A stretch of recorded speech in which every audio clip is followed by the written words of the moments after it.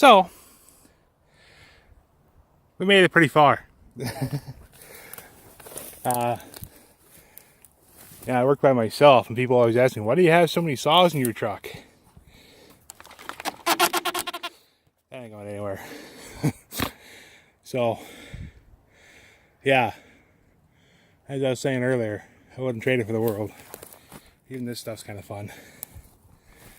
So, we'll see if we can not tear my phone up in the process here. Ah! There's a log on the other side. A dar. I don't know if you can see it. So, I mean, it's not a good log, but I don't want to cut it anyways. So, bust out the big saw. Fire up the old 64. It doesn't get used much.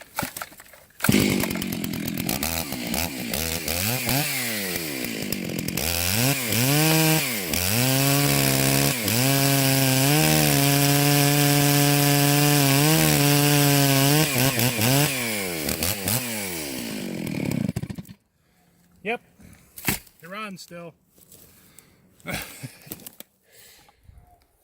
Y'all have a good day.